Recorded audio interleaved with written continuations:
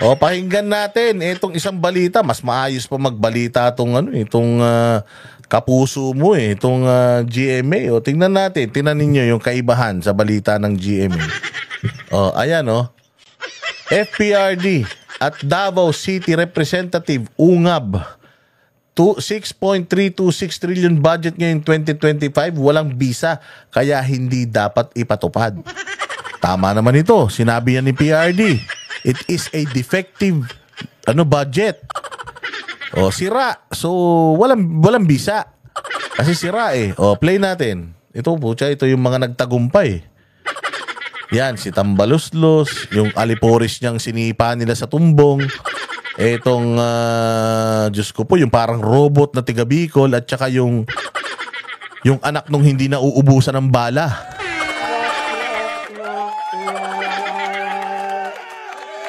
Kaya nasakwa, no? Kaninong anak yan? Doon, sa Action Star na hindi na uubusan ng bala. 45 lang yung baril. 7 lang yung bala nun. 3 dosena yung nababaril niya.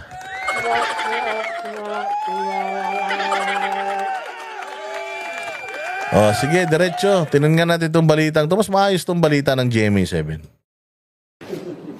Matapos pirmahan ni Pangulong Bongbong Marcos noong December 30 ang lagpas 6.3 trillion peso 2025 national budget, pinuna ngayon ni dating Pangulong Rodrigo Duterte ang anyay mali sa pambansang budget. Batay sa sinasabi niyang kopya ng BICAM report na hawak niya. Batay sa kopya ng BICAM report na hawak niya. So sinabi niya dito na si Bongbong ang problema? Hindi. Sinabi niya dito na GAA? Hindi. Sinabi niya dito na kasapakat si Bongbong Marcos? Hindi. O bakit nagagalit ka, BBM?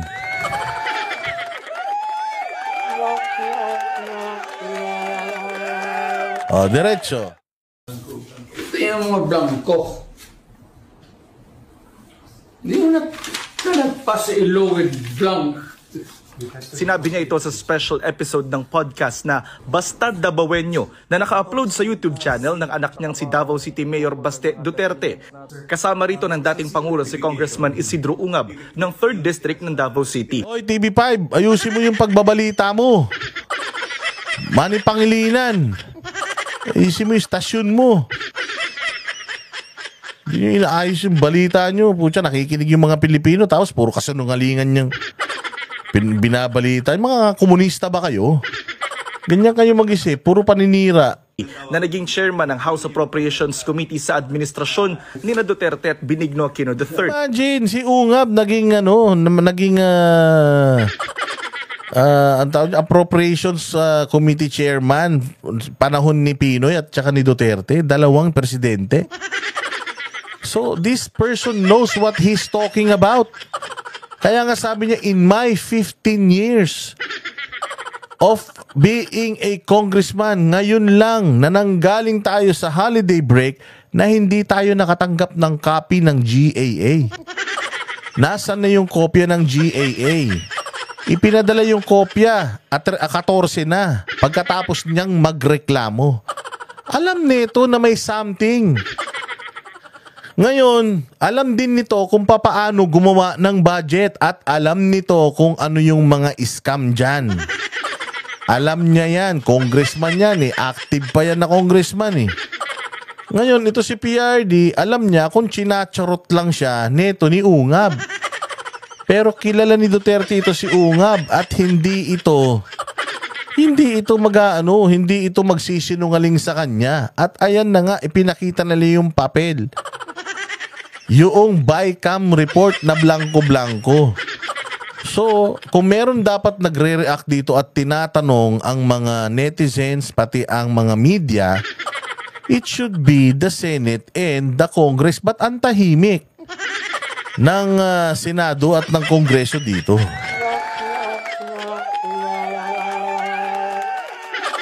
Vortex Vault.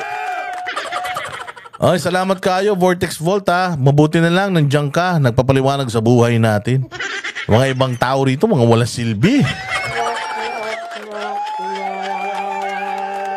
Di pa mag-like. Hindi pa mag-like man lang. Mga hinayupak. Sarap ng buhay. Gusto lang nood lang ng nood, pakuya-kuyakoy. Like lang, Hindi naman mahirap gawin yan. Gusto niyo magbagong bayang Pilipinas. Tapos, mag-like lang, mag-share lang, di nyo pa magawa. Wala mga kwinta.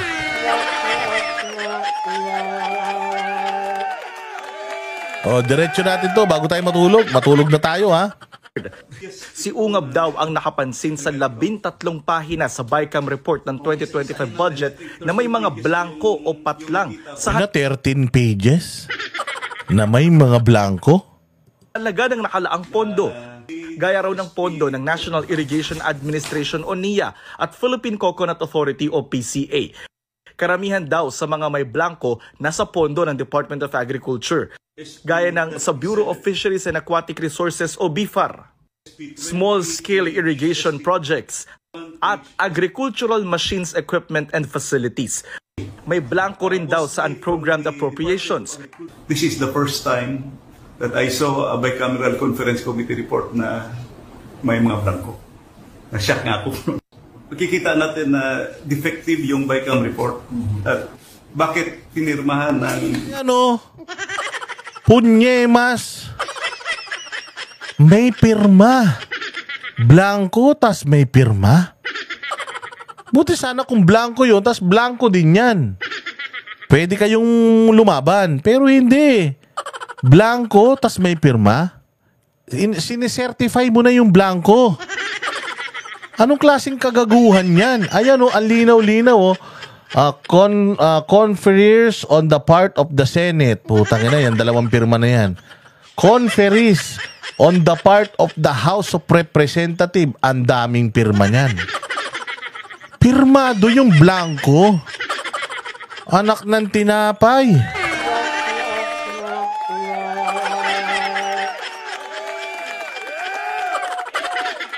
Diba? Anong Anong mahirap intindihin dito? Ayan nakita may mga pirma Yung sino man yung mga nakapirma dyan, you should be the one na sumasagot dito. They are lying, ganun. Halimbawa, kung yung isa dyan, si Banat Bay. Yung isa si Jay. Yung isa dyan, si Judea, at saka si Coach Oli. Sila yung dapat na nagsasabi na, you are lying. What you are holding is a fake. This is the real document. Dated. Ganitong date. Walang paliwanag Mas nauna pang nagpapaliwanag yung hindi naman kasali sa sumbungan Anong klase yan?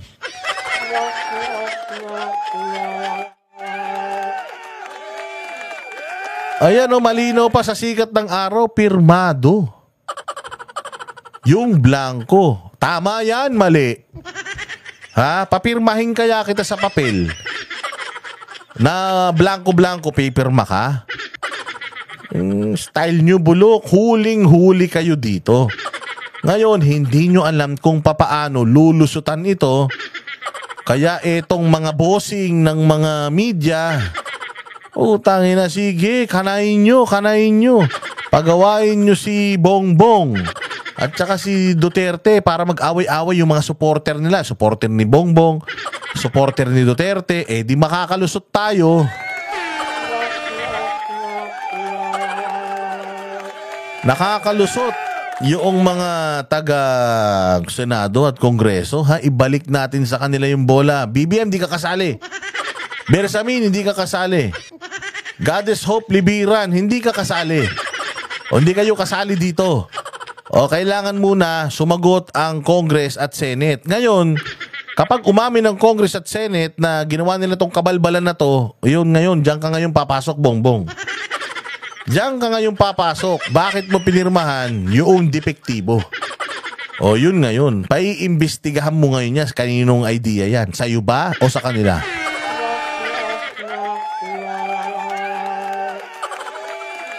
Sabi na I Love Philippines, pirmado, kaya mahirap lusutan yan. Mahirap talaga lusutan yan. Pirmado, blanco, galing-galing nyo naman. Diretso. Members, So the House, Yun, ang dami o, tas marami rin hindi pumirma. So yung mga walang pirma, absuelto kayo, pero itong mga pumirma na to, putya yan, yari kayo, baka mamaya e-signature na naman yan. Sabihin nyo, ay hindi, e-sig ko lang yan, hindi ko pinirmahan yan eh. Pinahiram ko kasi sa kanila yung e-signature ko, kaya ipinis lang nila dyan, patay tayo niyan. Pero sa nakikita ko, hindi e-signature to. Sa nakikita ko, pirmang legit to, oo. and the Senate ratified defective BICAM report. In other words, apektado yung ating GAA. In other words, apektado yung ating GAA. Apektado yung GAA. Apektado talaga. BICAM yan eh. Yun yung napunta sa GAA eh. Apektado yung GAA. Hindi niya sinasabi na kasapakat si Bongbong. Hindi niya sinabi na blanco yung GAA. Ang sinabi niya, blanco yung BICAM, kaya apektado yung GAA. Tama, mali? Anong hindi nyo naiintindihan doon? Linaw-linaw. Tangina, hindi naman gumamit ng Latin yung tao. Hindi naman gumamit ng Chinese, ng Japanese. Kalinaw-linaw eh. Pinirmahan yung blanco, kaya damay yung GAA. Damay. Sinabi niya ba na yung GAA yung blanco? Sinabi niya ba na si Bongbong ang pakana nito? Wala.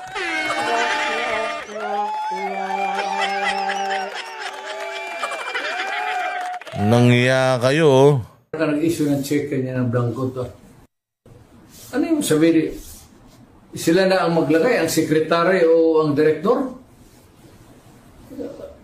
Anong kalokohan ng naisip ninyo niya? Dahil Ay no, sila na ang maglalagay, ang sekretary at direktor. O sinabi niya ba na, sino naglagay? Si Bongbong na? Wala sinabi si Duterte na ganun. Ang sinabi ni Duterte, paano yung blanco? Sino maglalagay niyan? Yung sekretary, tsaka yung ano? Tatanong siya. Sinabi niya, sino maglalagay niyan? Si Bongbong? Wala mo siyang ginanon. O anong problema? Hindi, ito si Bongbong, hindi naman inaaway, nakikipag-away. Inaaway ka ni Kati Binag, hindi mo sinasagot yung mga akusasyon ni Kati Binag sa inyo. Tapos kapag si PRD, inaaway, magdebate kaya kayong dalawa. Oo, matulog ka ng isang buong linggo. Tapos paggising mo, magdebate kayo ni ano, para presko ka, magdebate kayo ni Duterte. E paliliwanag sa ni Duterte, anong problema diyan sa ano, sa issue ng budget na yan para mas maintindihan mo. dyan, sabi ni Duterte, walang bisa ang 2025 national budget kaya hindi raw ito dapat ipatupad. I would like to remind Congress. I would like to remind Congress. Si Bongbong ba taga-Congress? Si Bersamin ba taga-Congress? Yung Malacanang ba nasa Congress? Di ba hindi? Ang linaw na sinabi ni PR dito, no? I must say or tell Congress. Congress nga eh. Hindi naman Malacanang eh. Maliho yan. It's invalid. Congress, maliho yan. It's invalid. Ulitin natin ha. Congress, mali po yan. Sinong kaaway? Si Bongbong?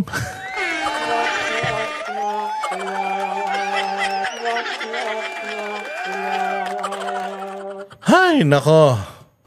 Please correct it. Kanino pinapakorek? Kay Bongbong? Sa Congress. Okay. Okay, ba't nagagalit si Bongbong? Kaya nagagalit si Bongbong. Nalin lang ng nagtanong na media. Dahil sinabi ng nagtanong na media, Mr. President, ano po masasabi nyo sa sinabi ni Duterte na puro daw blanco yung pinirma mo GAA? Puta, magagalit talaga si Bongbong.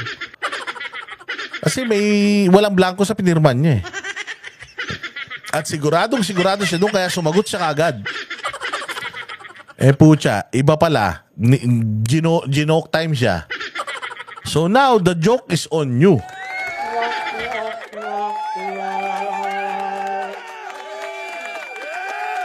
Magkaka-black eye ka na naman yan. Sige ka. Mamaya, ma-code blue na naman kayo dyan. Magsuntukan na naman kayong dalawa. Tigil nyo na yan. Babayaan nyo na yan. Naintindihan namin, sir. Alam namin may pagkatamad ka. Kaya hindi mo na-research ito. At alam naman natin naman yung pagka-epal. Yung mga nakapaligid sa'yo, kaya todo, din. Pero okay lang yan. Huwag ka mag-alala. Naintindihan namin, sir. Hindi ikaw ang may problema. Tamad ka lang talaga. Kana hindi mo chinek yan. Pero hindi ikaw ang may problema. May problema dito, BICAM. Or record the budget and demanded explanation kung bakit dumating sa inyo yan na ganon kablangko. That is falsification of law. Perjury yan or whatever, criminal action. You can all go to jail for that. Tignan mo, sinapchap na to ng GMA News. Wala pa silang nakitang mali, kasi itong GMA News, hindi yung papakita ng video yan. Na alanganin sila. Kita mo, walang nakitang mali. Sinapchap na nila yan, Wala pang mali. 45 minutes yan. Yung TV5, may pinakita? May pinakitang video yung TV5? Wala! Ano lang, mga picture lang. Sinasabi, bakante, blanco, bla bla bla. Walang video na nagsasalita si PRD na it's as if is it the secretary or the director who's gonna put the amount there? Wala silang mga pinapakitang ganun. Kung akong tatanungin, akyat na yan dapat sa Supreme Court kasi napirmahan na ng presidente. Posible raw sumama si Ungab sa mga petitioner na hihilingin sa Korte Suprema na ideklarang invalid at unconstitutional ang 2025 budget. Sa ngayon, inihahanda na raw ng mga abogado ang isasampang reklamo tungkol dito. Matatandaang na-delay ang pagpirma ni Pangulong Marcos sa national budget dahil kinailangan daw ang mabusising pag-review dito. Sa pinirmahang national budget, vinito o hindi inaprobahan. Mabusising pag-review?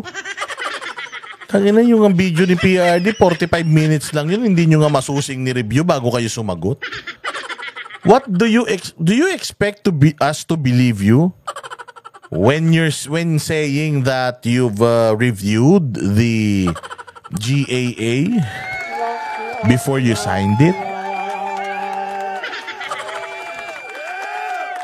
Yan kung simpleng 45 minutes na makikinig ka na lang kahit tumatai ka, pwede mong gawin, hindi nyo pa nagawa. Bago man lang sana kayo nag-react dito sa issue. Kasi kung inano nyo to, kung itong issue na to, pinanood nyo si PRD, pag nagtanong yung gunggong na reporter, ang sagot yun, yung sinasabi mo, taratado ka, kulong nyo to. Kaya kami nag-aaway, mali-mali yung mga tanong at saka yung mga nyo Wala sinabi si Duterte na yung GAA yung may problema. Sinasabi mo na sinabi ni Duterte na yung GAA ang blanco. Kung nanood ka sana BBM, ginanon mo sana yung nagtanong sa'yo. Hindi.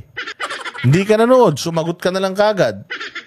Ano sinasabi nyo? Naku, sinungaling yan. Matanda na yan. Naka-fentanyl yan.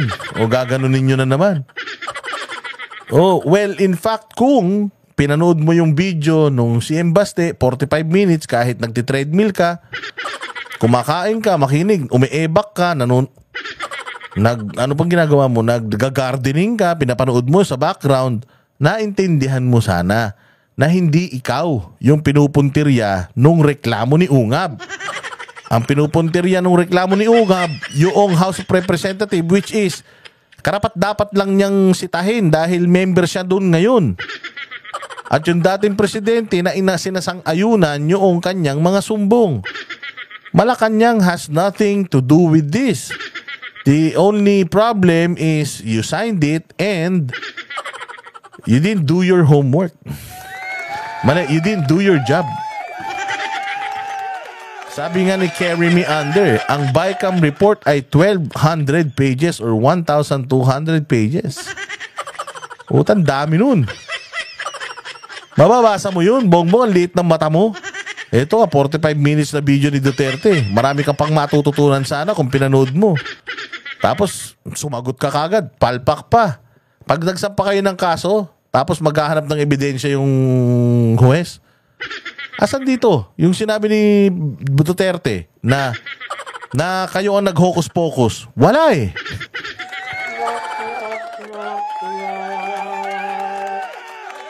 Ng Pangulo ang 26 billion sa DPWH at 186 billion sa unprogrammed appropriations dahil hindi raw akma sa mga prioridad na programa ng kanyang administrasyon. Jonathan Nandal, nagbabalita para sa Diba? Simple. Oh.